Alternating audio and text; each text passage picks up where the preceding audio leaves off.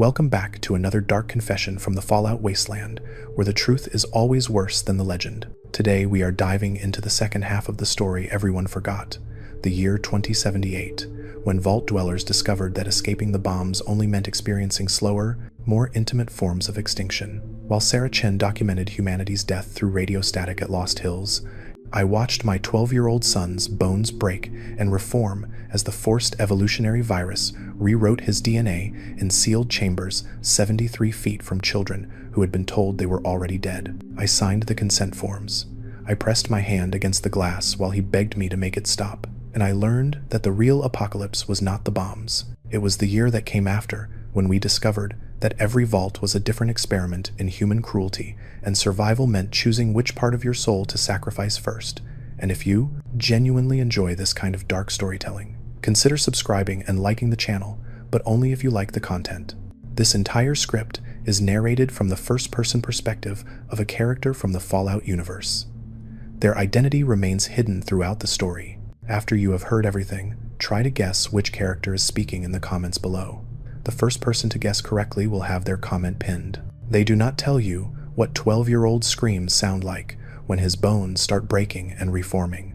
Nobody prepares you for that. The doctors at Vault 87 never included that detail in their consent forms. Never mentioned that you would spend 3 days with your palm flat against reinforced glass while your son pounds from the other side, begging you to make it stop. But here is what they really do not tell you about the year 2078. The year everyone forgot about the Great War ended. That year was not about the bombs anymore. It was about discovering that survival might be a punishment worse than the flash that took everything else.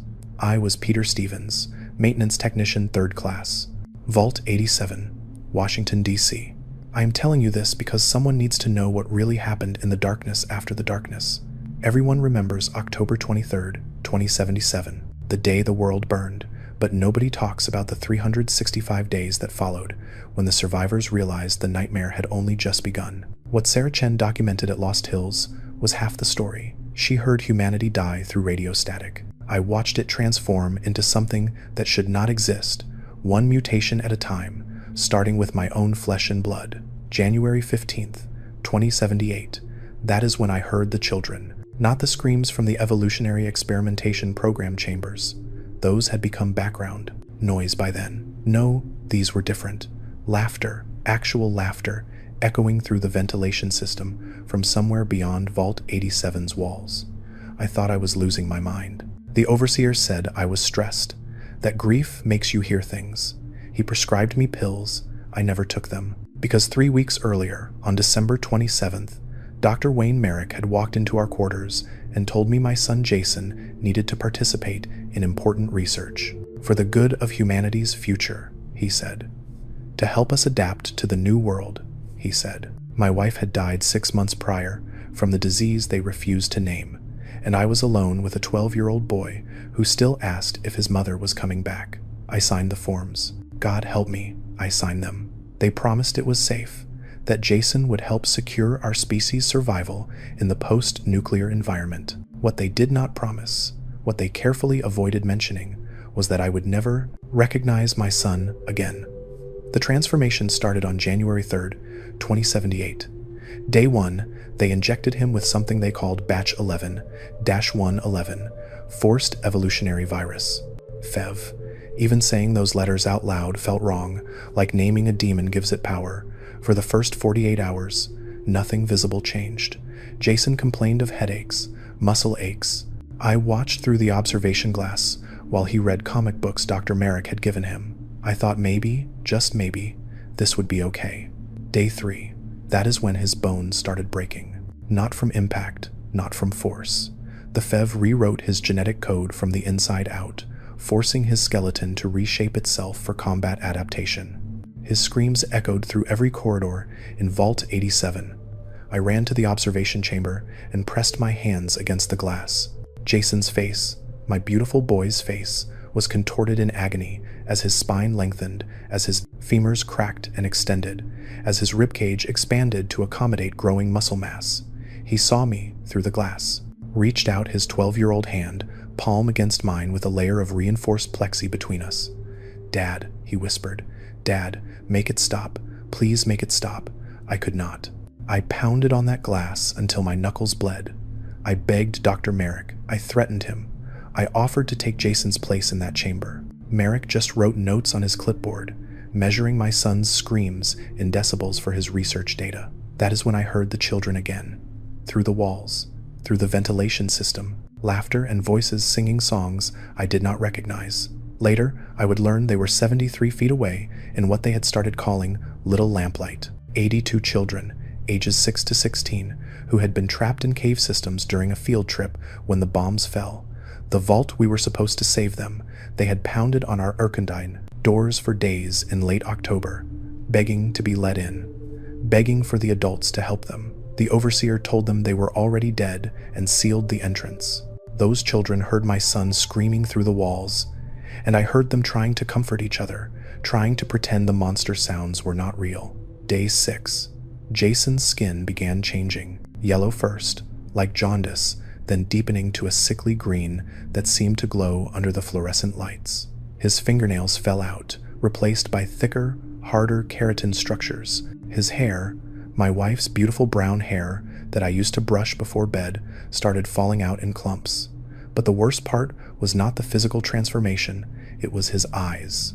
My son was still in there, trapped inside a body that was becoming something else. He recognized me every day. He called my name. He begged me to end it, and I was powerless. Completely, utterly powerless. The research logs I was not supposed to read revealed the truth. This was not about adaptation. This was about creating soldiers, combat-ready mutations that could survive radiation, withstand extreme trauma, and serve as shock troops in whatever war Vault-Tec and the military-industrial complex had planned next. They had transferred data from Mariposa Base, from West-Tec, from facilities whose names I had never heard. Dr. Merrick was one of the brightest minds in accelerated evolution, they said. He had been chosen specifically for this work. My son was experiment, a 542, male specimen, 12 years old, prime candidate for observing FEV effects on pre-adolescent physiology. Day 10. The skin thickening accelerated. Jason's voice deepened, not from puberty but from his vocal cords expanding and hardening. When he spoke my name, it sounded like gravel scraping concrete. "Peter," he said. "Not Dad anymore, Peter." As if the FEV was already erasing the human relationships from his restructured brain. Dr. Merrick noted this in his logs, with what I swear was satisfaction. "Subject losing familial recognition patterns," he wrote. "Excellent progress toward asexual military unit cohesion." He had stopped seeing Jason as a child somewhere around day 4. To him, my son was specimen of 542, nothing more. I want you to understand something about isolation and cruelty, about what happens when you trap frightened people underground with dwindling supplies and tell them it is for the greater good. By January 2078, most of Vault 87's population had been exposed to the FEV experiments. The overseer and Merrick had a system. They would diagnose you with a mysterious illness, take you to the medical wing, and lock you in those airtight chambers. Your family would be told you were receiving treatment. They would believe it right up until they heard the screaming start. Some families ran. They tried to break into the armory, tried to organize resistance. Security put them down. Bullet holes in Corridor 4, where the Howard's family made their stand. Bloodstains, the custodial team stopped trying to clean around January 10th. We all saw, we all knew, and we all stayed quiet because maybe, just maybe, if we cooperated, our turn would not come. Day 14. This is the day that haunts me most.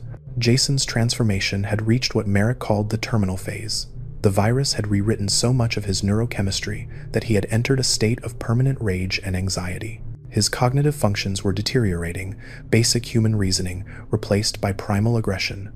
When I approached the glass that morning, he did not recognize me. He charged the barrier, slamming his newly massive fists against it with enough force to crack the reinforcement, bellowing in wordless fury at the figure he no longer knew was his father. The termination order came through that afternoon. Standard procedure, Merrick explained. Every subject reaches this point, around day 14. They become too dangerous to maintain. I grabbed Merrick by his collar. I remember the exact words I screamed in his face. "That is my son. That is Jason. You are talking about murdering my son." He looked at me with something between pity and contempt. "Mr. Stevens," he said quietly, "your son died on day 3. What is in that chamber is a failed experiment.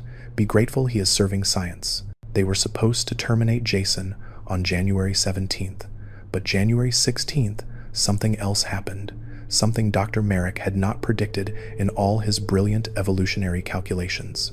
The test subjects in chambers 1 through 6, all in their terminal rage phase, synchronized their attacks on the chamber walls. 6 super mutants, each possessing strength 3 times that of a normal human, focusing their fury on the same weak points in the containment system.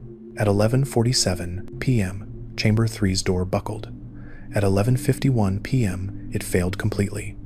Subject C-376 emerged into the medical wing corridor. Subject B-440 had already died from brain function loss 2 weeks prior, but the other 5 broke free within minutes of each other. Jason was the last. Subject A-542, my son. The security team responded within 90 seconds. They opened fire with their 10mm pistols, their standard-issue riot gear. They might as well have been throwing pebbles at tanks. The super mutants tore through them like tissue paper. I watched from the maintenance tunnel where I had been running diagnostics, frozen in horror as these things that used to be my neighbors, my friends, my son, ripped men apart with their bare hands. The feeding frenzy lasted 17 minutes. When it ended, 14 security personnel were dead, and the super mutants, covered in blood and howling in voices that barely sounded human, disappeared into Vault 87's lower levels. That is the story they do not tell about 2078. Not the grand tragedy of governments falling or communication networks failing, but the intimate horror of watching transformation happen one family at a time, of being powerless to stop it, of signing the forms that condemned your own child because you trusted the doctors, trusted the system, trusted that someone knew what they were doing in this nightmare world we had created. If you are still with me after hearing this, hit that like and subscribe button, because what happened next makes the transformation look merciful. The super mutants stayed in the lower levels for 3 days. We could hear them down there, destroying equipment, howling at each other in languages that were not quite words anymore. The survivors, maybe 40 of us left who had not been transformed yet, barricaded ourselves in the residential section. We had no food distribution, no working communication with the surface, and the growing realization that the monsters hunting through our vault included people we loved. On the second night, I heard Jason's voice, not the gravel scraping roar from day 14, his actual voice, 12 years old, calling Dad through the ventilation system. I almost answered. Daniel Koster, our maintenance chief, grabbed my arm so hard it bruised. "That is not your son anymore," he whispered. "It is bait. They are learning to hunt us." He was right. The super mutants were retaining fragments of human memory, enough to use our relationships as weapons. They would call out in the voices of people we recognized, luring us toward the barricades. 3 people fell for it in those first days. I will not describe what we found of their remains. By January 20th, we had accepted a terrible truth. Vault 87 belonged to them now. We were just prey waiting to be harvested. The overseer tried to maintain order, issuing protocols and procedures as if paperwork mattered when monsters that used to be your neighbors were hunting you for spare parts. Dr. Merrick had locked himself in his laboratory, still taking notes on the fascinating behavioral adaptation of his creations. I wanted to kill him, wanted to drag him to the observation glass and make him watch what his research had become. But Daniel stopped me again. "Save your rage," he said. "We are going to need it to survive." Surface communication died on January 23rd, 2078, not gradually, all at once. The emergency broadcast Sarah Chen had been tracking from Lost Hills, the automated signals from the Enclave, even the desperate transmissions from other vaults went silent. Daniel thought it was an electromagnetic cascade, something about the nuclear winter's atmospheric effects finally killing the satellite network.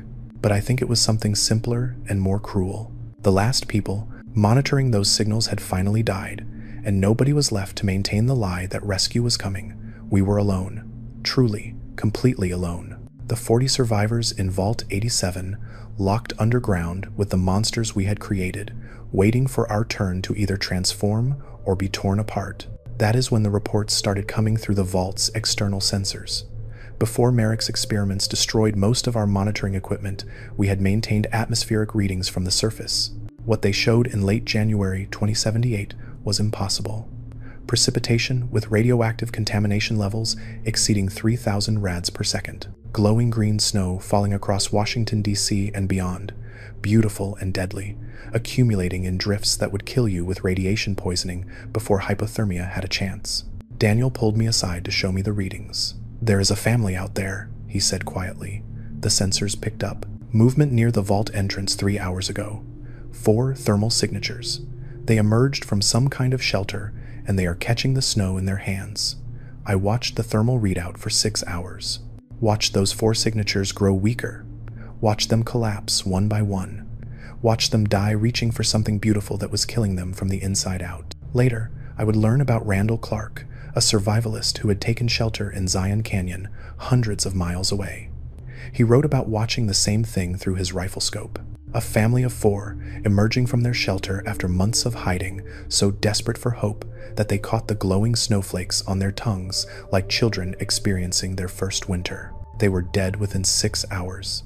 Their bodies glowed faintly in the darkness, marking where hope had finally killed them. Clark wrote that he hated himself for not warning them, for staying hidden in his cave while they died. But what could he have done? Rush out and tell them the beautiful snow was poison? They would have thought him mad. Or worse, they would have believed him and died anyway, knowing the world had found one more way to murder them. The nuclear winter hit hard in February. Our external sensors registered temperatures dropping to -30 Fahrenheit, the coldest readings in over a century. The ash cloud from hundreds of nuclear detonations had choked the atmosphere, blocking sunlight and plunging the northern hemisphere into an artificial ice age. In Charleston, West Virginia, entire neighborhoods froze to death in their homes. Families huddled together for warmth, burning furniture and books and anything that would ignite, slowly suffocating on smoke or succumbing to the cold. The lucky ones died in their sleep. The unlucky ones stayed conscious long enough to watch their children freeze first. Inside Vault 87, we had power and heat. We also had super mutants who had learned to use the ventilation system to hunt. By March, our survival strategy had devolved to this: stay quiet, stay hidden, and pray they did not remember you specifically. I stopped sleeping. Every time I closed my eyes, I saw Jason's face on day 3, palm pressed against the glass. Every sound in the darkness made me think the super mutants had found our barricade. Daniel organized a rotation of watchers. But what were we watching for? We had no weapons that could stop them, nowhere to run even if we broke through the sealed vault door, and the growing certainty that this was how we would die. Not from the bombs, not from radiation, but from the monsters we had helped create. April 23rd, 2078. That is the day Vault 111 in Massachusetts fell apart. We did not know it was happening, of course. We did not know anything beyond our own walls anymore. But later, when survivors started piecing together the timeline of how civilization ended, April 23rd stood out. That was the day their security team finally mutinied. Their vault had been sealed for exactly 180 days, the mandatory shelter period. Standard Vault-Tec protocol said they would receive an all-clear signal and could evacuate. The signal never came. Their overseer, following his orders to the letter, refused to open the vault door. He knew the radiation outside would cook them alive. He was trying to save them. The security team shot him in his office anyway, executed him and his scientific staff, then breached the vault door and fled into the radiation. None of them survived more than a week. Their skeletons were found scattered across the Commonwealth, some still in their vault suits, some partially stripped and left to rot where they had collapsed. Behind them, they left dozens of frozen residents in cryogenic pods, a pre-war veteran, his wife, their infant son, all suspended in artificial sleep while the massacre happened feet away. They would remain frozen for over 200 years, preserved in pods designed for a 180-day experiment, unaware that everyone meant to monitor them was dead, unaware that their vault had become a tomb, unaware that the baby they had brought to safety would wake up in a world where everyone he had ever known was bones and dust. I think about that overseer sometimes, the one from Vault 111. He was right. The radiation would have killed them. He was following protocol, doing everything he had been trained to do, trying to save lives, and his own people murdered him for it. Because by April 2078, protocols did not matter anymore. Training did not matter. The desperate fiction that someone in authority knew what they were doing had finally shattered. The survivors who remained had accepted a fundamental truth. The old world was dead, the new world wanted to kill them, and anyone claiming to have answers was either lying or delusional. We learned about Vault 94 through a refugee who stumbled into Vault 87's outer entrance in late November. She was barely alive, radiation burns covering 60% of her body, babbling about pacifists and devils and green mist. Daniel and I pulled her inside, gave her water, tried to make her comfortable. She died 4 hours later, but not before she told us what happened to the idealists. Vault 94 in Appalachia had been designed as a paradise, a community of pacifists, equipped with agricultural equipment, seeds, and a Garden of Eden creation kit. No weapons, no violence, just faith that humanity was fundamentally good and could rebuild through peace and kindness. They opened their vault on October 23, 2078, exactly 1 year after the bombs fell. Pastor Gabriela Salivar blessed 12 missionaries as they departed to spread hope across Appalachia.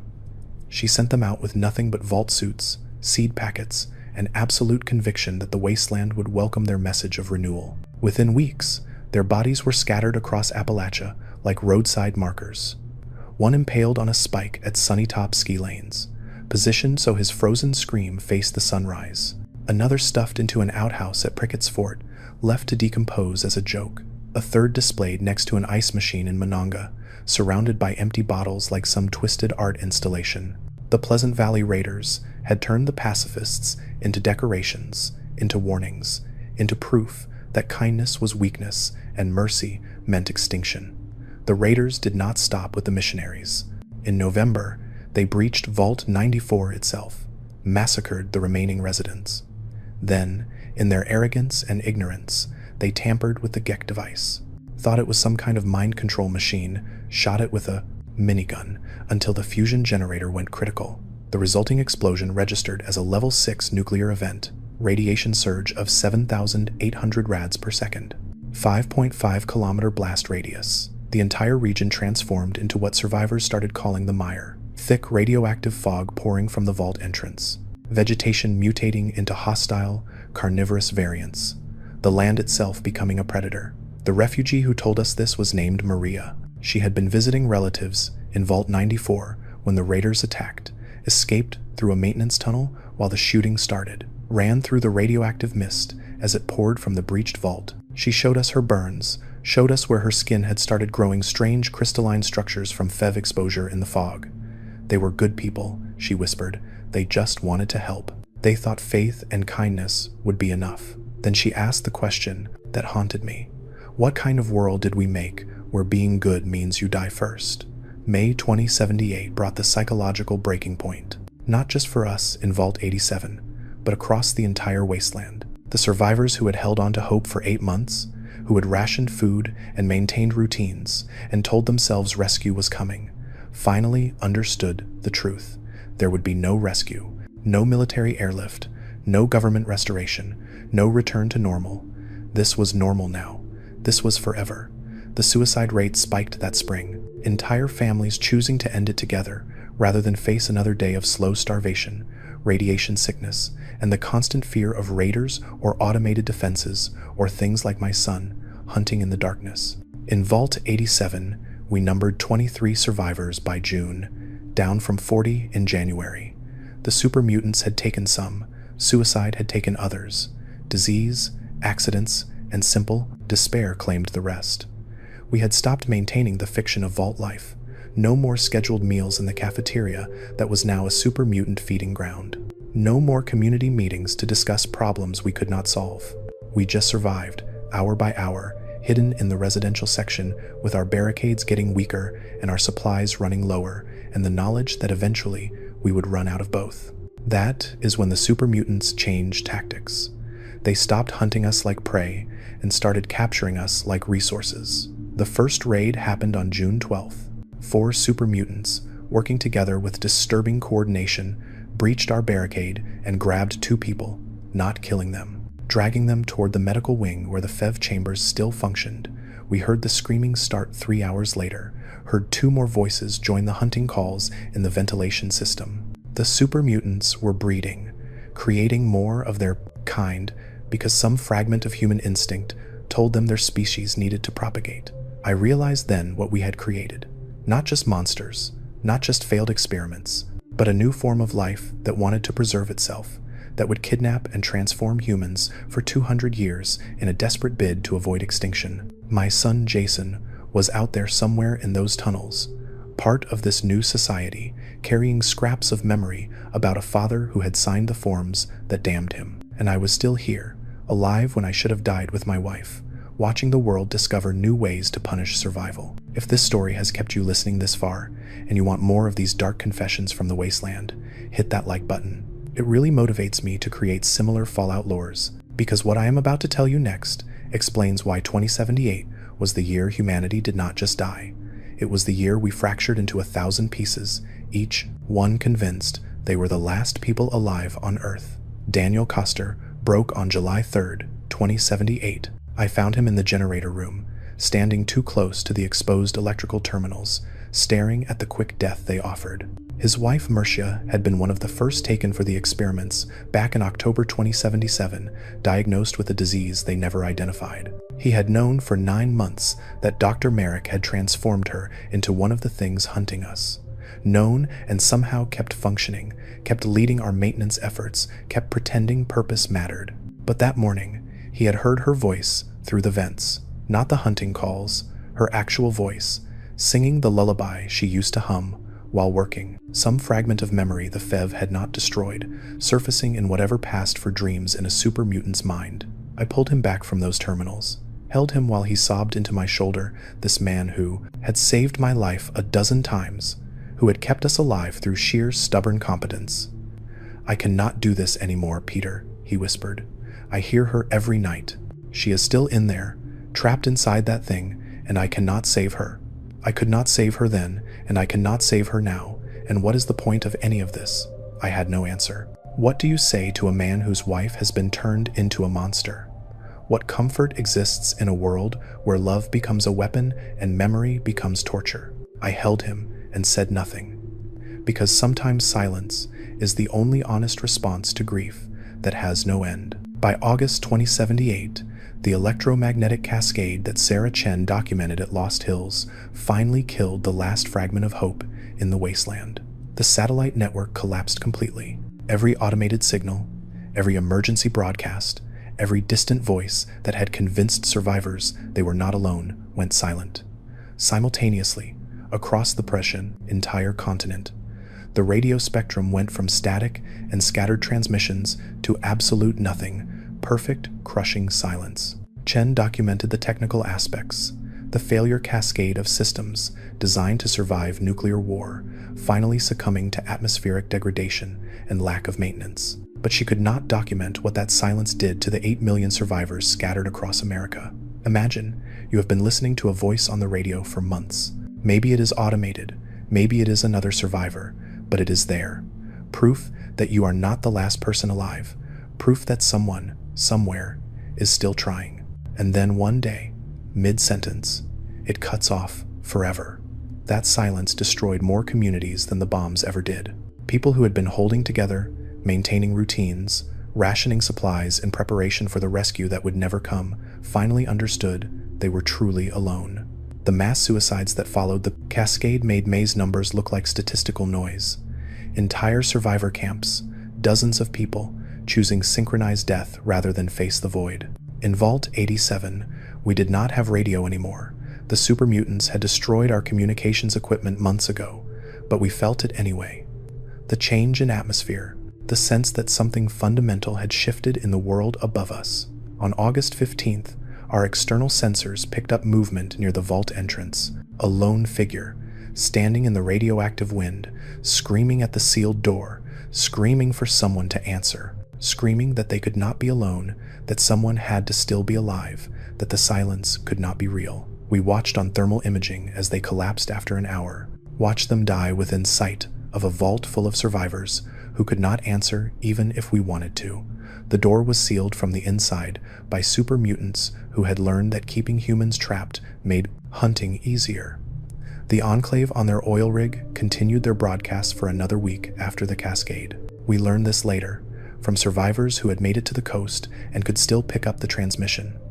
They promised reconstruction, rescue operations, a new government rising from the ashes to restore order and civilization. They were lying, of course. The Enclave had no intention of rescuing anyone. They were planning experiments that would make Vault-Tec's atrocities look like mercy, but for 7 days after the cascade killed everything else, they were the only voice left in the darkness. And when that voice finally stopped on August 22nd, the survivors who had been clinging to it like a lifeline had nothing left to hold.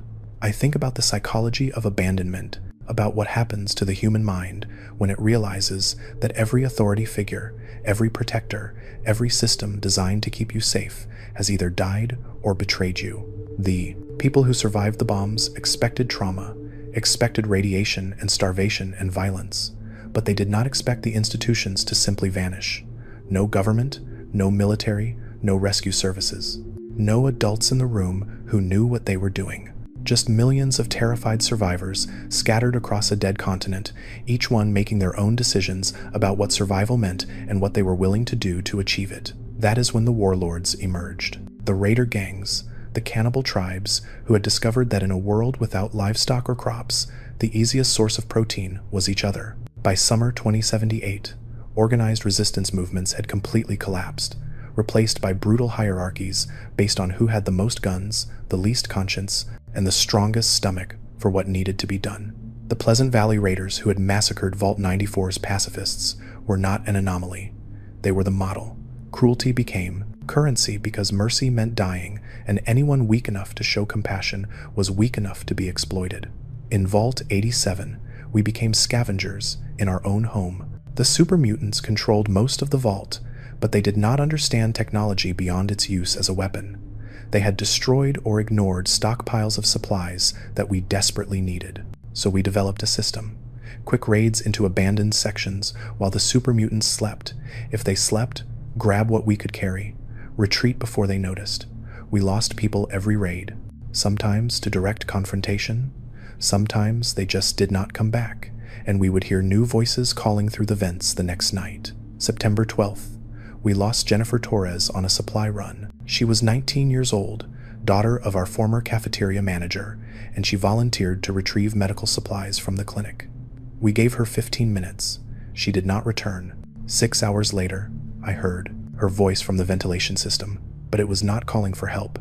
It was calling us by name, using information only Jennifer would know, trying to lure us into the medical wing. The super mutants had transformed her, and somehow she had retained enough memory to be useful as bait. Daniel said we should block the vents. I said we should listen, because hearing the voices meant we knew where they were hunting. We both knew the real reason. We could not bear to lose the last connection to people we had loved, even if that connection was being used to kill us.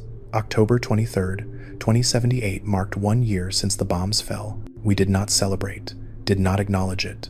What was there to say? Congratulations on surviving 365 days of slow-motion extinction? Well done on watching everyone you love transform into monsters or choose death over survival? The Vault 94 pacifists chose that exact day to open their vault and send out their missionaries. A deliberate anniversary gesture. 1 year after the world ended, they would begin rebuilding it through peace and love. They were all dead within weeks, but I admire the symbolism, the refusal to let the bombs define their future, the insistence that humanity could be better than its worst day. We did not have that luxury in Vault 87. By October, we numbered 12 survivors, 12 people out of an original population of 308. The rest were dead, transformed, or had fled into the surface radiation months ago and never returned. We had stopped planning for the future, stopped rationing supplies for next month or next year. We lived day to day, hour to hour, waiting for the moment when the super mutants finally coordinated enough to breach our last barricade and drag us screaming to the FEV chambers. That is when I started seeing the pattern. The super mutants were not random, they were learning, adapting. The first generation mutations from January had been mindless rage machines, all aggression and no strategy. But the ones they created in summer had retained more cognitive function. They could use simple tools, coordinate hunting patterns. Some even spoke in broken fragments of English, though what they said was usually threats or demands. They were evolving, becoming a new species in real time, and we were the raw materials for their evolution. I found Dr. Wayne Merrick's final research notes in November. He had sealed himself in his laboratory after the initial breakout, continued taking observations through remote monitoring equipment. His last entry was dated August 30th, 2078. It read, "Fascinating behavioral adaptation in subjects A542 through C391. They have developed rudimentary social hierarchy and resource distribution systems. The FEV has created not just superior combat organisms, but a foundation of a new society. My only regret is that I will not live to observe their long-term development. Food supplies exhausted, water contaminated. I can hear them outside the door. They are calling my name. Subject A542 remembers me. He is promising that he will be gentle. I believe I have earned this fate. End log." Subject A542 was Jason, my son, and Dr. Merrick's last words were acknowledging that the monster who killed him was a child he had tortured in the name of science. I should have felt satisfaction, revenge, justice. Instead, I felt empty. Because Merrick was right about one thing. He had created a new society. The super mutants would haunt the capital Wasteland for 2 centuries, kidnapping surface dwellers to transform in Vault-87's chambers, desperately trying to preserve their species because they remembered, somewhere deep in their mutated brains, that extinction meant the end of everything they had become. The winter of 2078 brought its own horrors. Without maintenance, Vault-87's heating system began failing. We huddled in the residential section, burning furniture and paperwork for warmth, slowly suffocating on smoke in our sealed underground tomb. The irony was not lost on us. We had survived nuclear holocaust and genetic experimentation only to potentially freeze to death like the people on the surface. Daniel managed to jury-rig a repair on December 4th, restoring heat to our section, but it cost us. The noise attracted super mutants.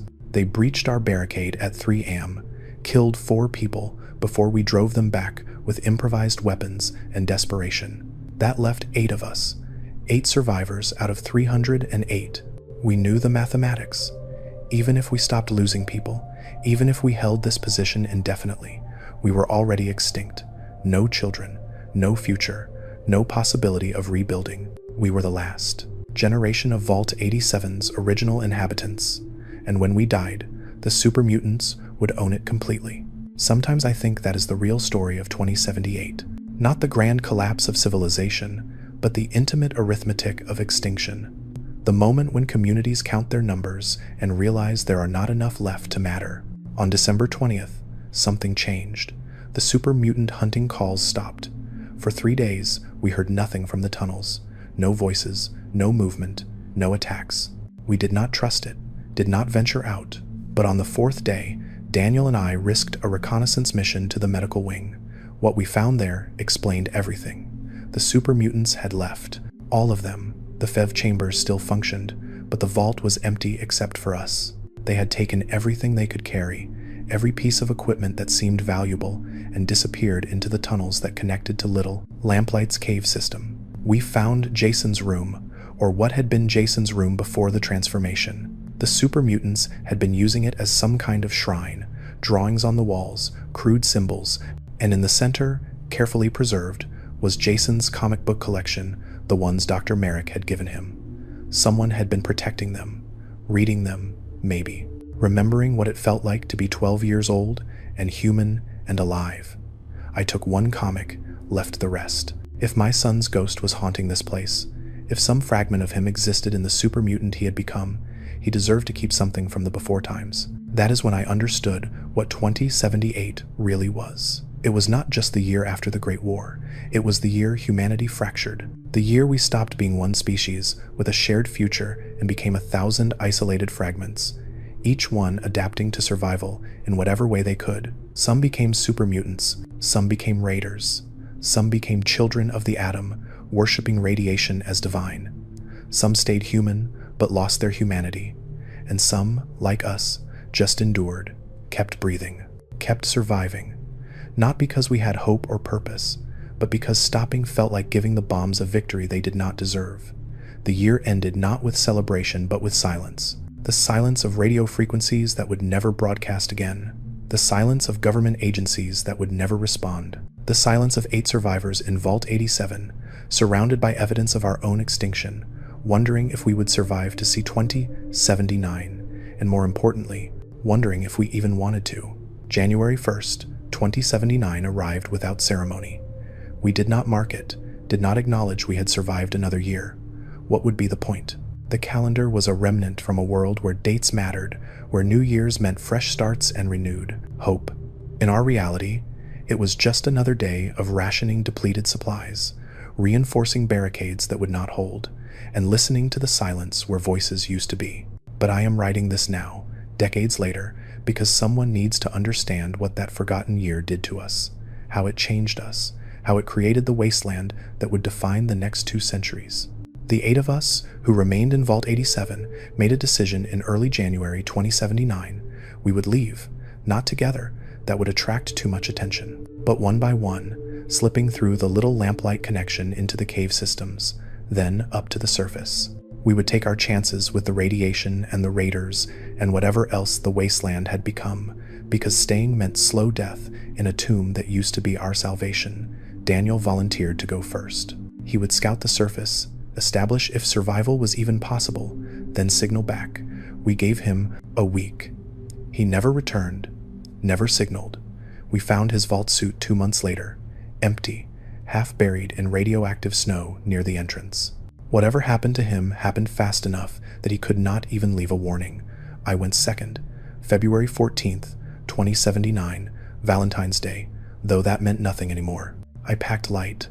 Some food, water, Jason's comic book, the maintenance tools I had carried for years, and I climbed through the ventilation system into Little Lamplight's territory. The children there had established their society by then, elected Jason Grant as their first mayor, a 10-year-old giving orders to teenagers because he had been the one to organize their survival. They saw me emerge from the vault tunnel and immediately raised weapons, crude spears, sharpened metal. One girl, could not have been more than 8, aimed a pistol at my head with disturbing competence. Mungo, she spat. Their word for adults, the enemy. I raised my hands, showed I was unarmed, explained I just wanted passage through. Jason Grant looked me over with eyes far too old for his face. "You are from the screaming place," he said. Not a question, a statement. They had heard everything through those walls. Every transformation, every death, every moment of our nightmare had been their lullaby for over a year. "We do not help Mungos," Grant continued. "They told us we were already dead. Let us pound on their door for days before saying that, so you can pound on ours." But then the girl with the pistol, her name was Princess, she lowered her weapon. "Let him through," she said quietly. "He looks like he is already dead anyway." They gave me passage, led me through their caves, past their living spaces carved from tourist attractions, past children playing games and pretending the world had not ended. At the exit, Grant stopped me. "Do not come back," he said. "We do not need adults. We are doing fine without you. Better than you did." And he was right. Those children would survive, would create a society that lasted centuries, based on the fundamental truth that adults had failed them, that the only people you could trust were the ones who had not yet learned to lie, to betray, to sacrifice others for the greater good. I envied them, envied their certainty, their ability to draw a line and say this far, no further, we will not become what destroyed us. The surface was worse than I had imagined. February 2079, and the nuclear winter still gripped the capital wasteland. Temperatures hovering near zero, radioactive precipitation falling as sleet and freezing rain. The landscape transformed into something alien. Buildings reduced to skeletal frameworks, streets buried under debris and ash, and everywhere, the silence, not peaceful silence, the absence of life silence. The kind that presses against your eardrums and makes you desperate to hear anything, even screaming, just to prove you have not gone deaf or mad or both. I survived by scavenging, by hiding from raiders who had learned to hunt humans like animals, by avoiding the automated defense systems that still functioned in some areas, killing anything that moved without discrimination or mercy. I saw evidence of other survivors. Camps hastily abandoned, bodies preserved by the cold, messages scratched on walls ranging from desperate pleas for help to philosophical acceptance of extinction. One message, carved into a bus shelter wall, read, "We thought the bombs were the worst thing. We were so fucking wrong." In March, I encountered my first post-war community, 23 people living in the ruins of a shopping mall, armed to the teeth, suspicious of everyone. Their leader was a woman named Rebecca Cross, who had been a high school teacher before the war. She had watched her students burn in the initial blast, survived on rage and the need to prove that civilization could be rebuilt. She interrogated me for 3 hours before deciding I was not a Raider Scout. Then she told me their rules. Everyone works, everyone fights. Nobody gets a free ride. Sentiment is weakness. Mercy is death. And if you cannot contribute, you leave. They had already exiled 4 people that winter, left them outside the perimeter to freeze or be taken by raiders. "You think I am cruel," Rebecca said, "but we are alive." That is more than I can say for the idealists. I stayed with them for 2 weeks, helped repair their defenses, shared what I knew about Vault technology, but I could not stay longer, could not bear the way they looked at each other. The constant calculation of who was weak, who might need to be removed, who would be the next liability. They had survived by killing the part of themselves that made them human, and I understood it, even respected it, but I could not become it. So I left, headed northeast, toward the ruins of what used to be Baltimore, looking for something I could not name. Purpose, maybe, or just a reason to keep walking. That is when I met Sarah Chen's signal. Not her personally. She had died in Lost Hills years before I would hear her story, but I found one of her research stations, an abandoned radio post, with logs detailing the 37 million who had died in those first weeks. The cascading failures, the false hopes. She had documented it all with scientific precision, turning human extinction into data points and graphs. But in her final entries, the precision broke down. She wrote, "I have been listening to people die for 8 months. I have cataloged their last words, their final transmissions, the exact moment when hope became acceptance, became silence. And I have learned something that is not in any of my research protocols. We did not die from the bombs. We died from the realization that nobody was coming to save us, that we were alone, that the universe does not care if we survive or not. That is what killed us, not radiation, loneliness." I carried her logs with me, added my own entries, documented what I had seen in Vault 87, in Little Lamplight, in the Wasteland, because someone needed to remember. Someone needed to tell the truth about 2078, the year everyone forgot, because it was easier to focus on the bombs, on the dramatic moment of destruction, than on the slow, grinding horror that came after. The year when we learned that survival was not victory, that living through the end of the world just meant you got to experience all the ways humanity could fall apart. By April 2079, I had accepted certain truths. My son Jason was gone, transformed into something that hunted in Vault 87's tunnels. My wife had died believing I could protect our family. I had failed everyone I had ever loved. And yet, I kept walking, kept breathing, kept surviving for no reason except that stopping felt like letting Dr. Merrick win, like admitting that his experiment had succeeded in destroying not just bodies, but souls. I eventually found others like me, survivors from different vaults, different shelters, different disasters. We shared stories, compared notes on how our particular hell had manifested. Vault 111's security team, who had chosen radiation over orders. Vault 94's pacifists, murdered for their kindness.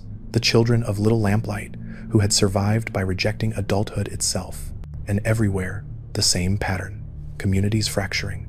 People choosing what kind of monster to become, because staying human meant dying, and dying meant the bombs won. The Brotherhood of Steel was forming during this time, though I did not know it yet. Roger Maxson at Lost Hills, watching the same collapse I was witnessing, drawing different conclusions, he decided technology needed to be controlled, protected from the species that had used it to commit suicide, that the only way forward was through strict hierarchy and controlled access to weapons of mass destruction. I understand his logic. I even agree with parts of it.